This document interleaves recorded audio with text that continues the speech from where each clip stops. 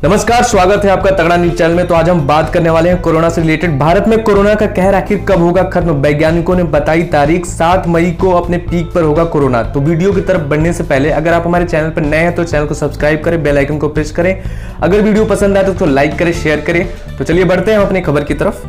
Corona virus की तबाही से पूरे देश में दहशत का माहौल बन गया है। इस बीच कोविड-19 के मामले पर भविष्यवाणी करने वाले सरकार के mathematical modelling expert professor M Vidyasagar का कहना है कि कोरोना की दूसरी लहर 7 मई को अपने पीक पर हो सकती है। लिहाजा हेल्थ सेक्टर को इस तारीख के लिए पहले से ही तैयार रहना होगा। इंडिया टुडे टीवी को दिए एक इंटरव्यू में प्रोफेसर विद्यासागर ने कहा, यदि आप संपूर्ण रूप से देखें तो हमें लगता है कि इस सप्ताह के आखिर में कोरोना के मामले घटने शुरू हो जाएंगे। कोरोना 7 मई को पीक पर होगा, यहां से कोरोना के मामले घटने शुरू हो जाने चाहिए, लेकिन ये लहर अलग अलग राज्यों में अलग समय पर चरम पर होगी। संयुक्त रूप से देखें तो कोरोना की लहर या तो पीक पर है या इसके बेहद करीब है। प्रोफेसर विद्यासागर का अंदाजा यदि सही साबित होता है तो ये पूरे देश के लिए बड़ी राहत की बात होगी, क्योंकि इस सप्ताह के अंत तक देश कोरोना की दूसरी लहर के पीक को पार कर जाएगा।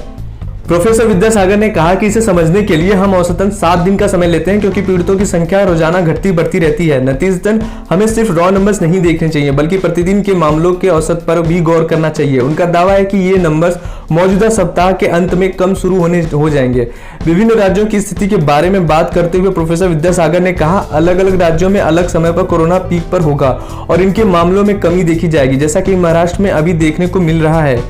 उन्होंने आगे कहा, दूसरी लहर की शुरुआत महाराष्ट्र से हुई। जो राज्य महाराष्ट्र से दूर स्थित है वो बहुत धीरे धीरे पीक पर आएंगे और उनका डिक्लाइन भी स्लो होगा, लेकिन जो राज्य महाराष्ट्र के नजदीक बसे हैं वहां मामले जल्दी ही पीक पर होंगे और खतरा भी जल्दी ही ढलने लगेगा।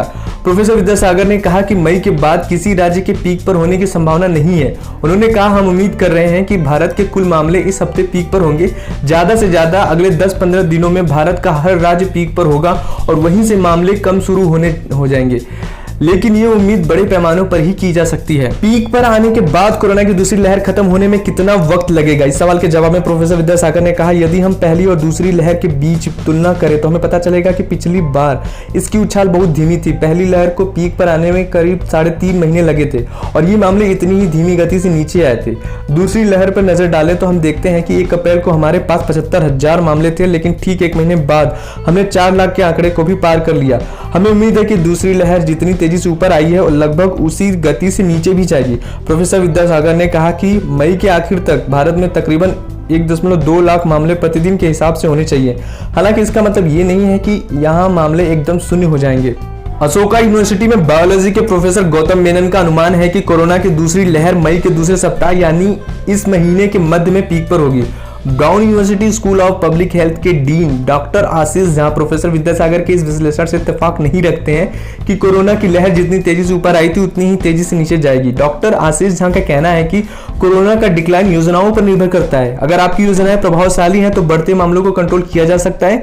ऐसी स्थिति में मामले तेजी से कम होंगे। यदि ऐसा नहीं है तो कई देशों का अनुभव ये कहता है कि पीक पर होने के बाद धीमी गति से मामले कम होते हैं, जिसमें कुछ महीनों का वक्त भी लग सकता है। डॉक्टर झा इसे लेकर पूरी तरह आश्वस्त नहीं है कि बढ़ते मामलों में अचानक से कमी आ जाएगी। आप प्रोफेसर विद्यासागर की राय से कितनी सहमत है हमारे साथ कमेंट बॉक्स में जरूर शेयर करें। चैनल पर अगर आप हमारे नए हैं तो हमारे चैनल को सब्सक्राइब करें, बेल आइकन को प्रेस करें। ऐसी खबरों से बने रहने के लिए वीडियो पसंद आए तो उसको लाइक करें, शेयर करें। तो चलिए मिलते हैं हमारे नेक्स्ट वीडियो में, तब तक के लिए नमस्कार।